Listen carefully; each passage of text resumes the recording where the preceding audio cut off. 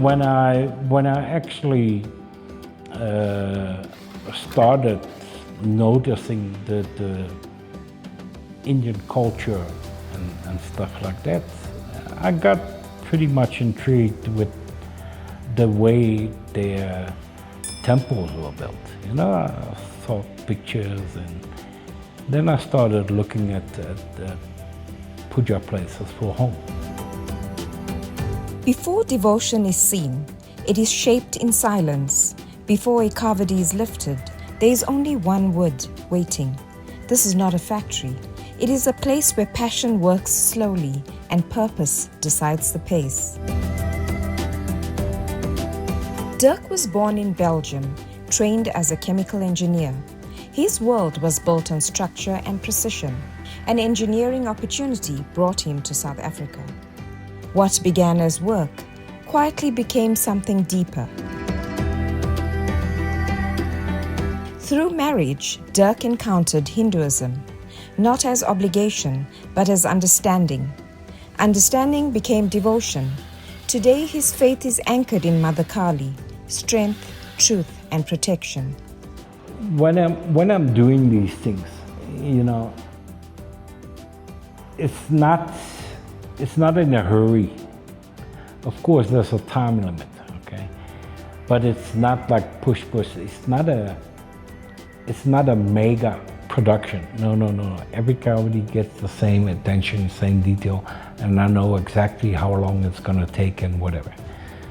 And for me, sometimes it gets hard. Things not going the way you want, and say, okay, what's going on here? You know, I've done this already like 10 times, and now I'm getting problems, which I never had before. And then you just try to work through it. Not every day is easy. When challenges arise, Dirk turns to Mother Kali for guidance. Sometimes I just say, I look up and I say, because I'm a Mother Kali believer, and I say, Ma, please, just 1 minute. Can you help me? Because it's not going. And then, you know, I relax and I listen to some, because I have Indian music playing when I do it. And yeah, then I leave it a bit and then do something else. I come back, I start it again. Then it works, and the first thing I say is, thank you, Ma. And that's the feeling, you know.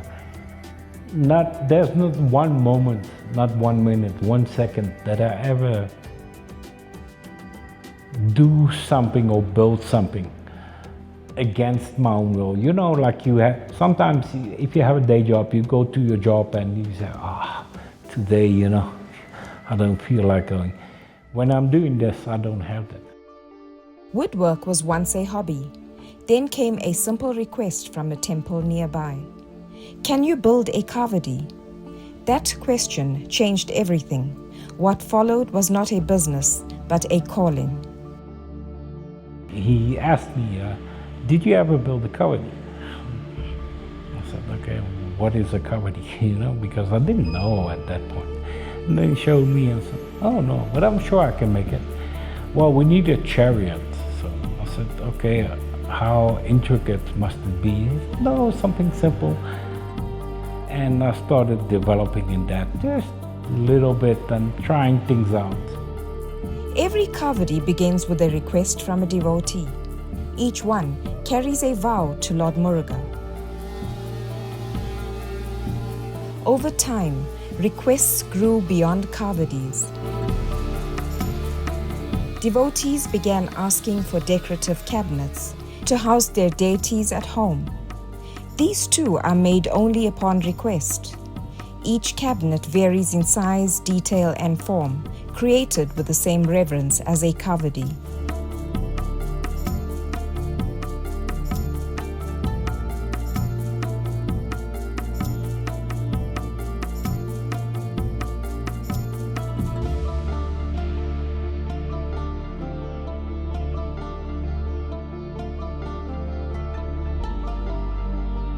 A kavadi is carried physically over distance in devotion to Lord Muruga, but symbolically it carries life. Each year, the devotee fills it with a different burden: grief, gratitude, responsibility, hope. The kavadi becomes an extension of the self, a sense of belonging.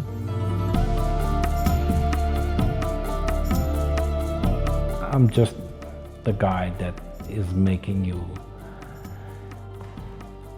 let's say, the boat to go to where you want. And that's it. You know, I'm not more involved than that. It's not because you're going to carry a kavadi I made, you're going to get better. Or no, it's not for that. But I'm proud of being able to do it and give somebody, you know, what he wanted to do and to fulfill his purpose for that period or even that lifetime. Because once you have a kavadi, you stick to it. It's not like you change it every year. No, it's one. It's to carry your burdens and yours alone. And that's the beauty of it. You only need it once.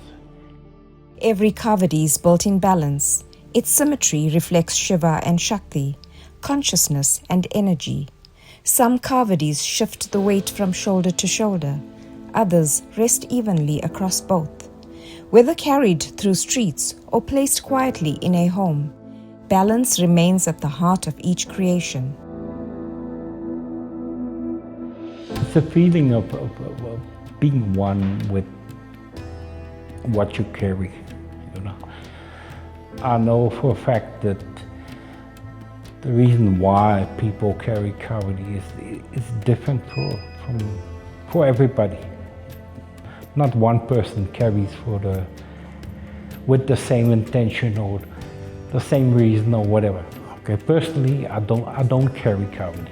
Okay, but I talk to a lot of people that carry the kavadi, and I pick up things why they carry it, and you know, and you can feel also when those people want specific details or shapes carved on a kavadi, it has a reason. For them, it has a reason. Okay, it's like, why do you want a customized car? Because you feel good with it. You want that car, you want it to look like that. You want to be part of it, and you want the car to be part of you. Okay, and to take it further, I would say like carrying it is like feeling one with it. Compare it to a Formula One driver. He has to be one with the car, and the car has to be one with him. And there's a reason why he goes into that corner and that car behaves like that. So he starts knowing his car. I compare it to that. You start knowing the religion by carrying it and get deeper, get further in it. And the deeper you go, the more you learn. And it's also, how can I say it? It's a kind of freedom that you create for yourself. You know, open yourself, make it broader. Every kavadi completes is not simply handed over. It is released with reverence. Each piece carries hours of devotion, intention, and prayer. As it leaves his hands and enters the life of a devotee, it becomes more than wood and paint. It becomes a sacred extension of faith. I feel, this question is this time. Then I feel very, I shouldn't say, not even gonna be able to say I'm happy, or it's way more than that, you know. It's devotees send me pictures every year when they carry their kavadi, and it's a blessing to actually see it, see the work out there, and also not only the work but the understanding why, you know, and feeling proud that, and then I can say, okay, Lord Muruga, I hope you're happy, you know. I hope I did something for you and your devotee, and for me, it's a blessing also to see those things, and yeah, it's. Carrying the memory of his late father-in-law, his closest friend, he opens this workshop each day with prayer. From devotion comes strength. From strength, another creation. We lost my father-in-law 2 years ago.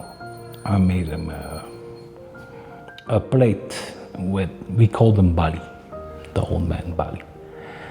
And unfortunately he got diabetes, couldn't see anymore, you know. And the last thing I did for him was make him a nameplate. So I called it Bali, 2 holes in there with bells, and I gave it to him. Now he couldn't see it, so he felt it. So he knew it was.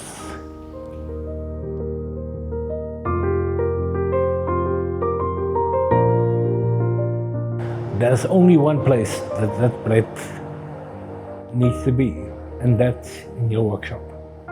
So. Yeah, it's in the workshop now. It's above the door on the inside. So in the morning I do my prayers, and then I put my hand on the plates and say, buddy, let's make one more.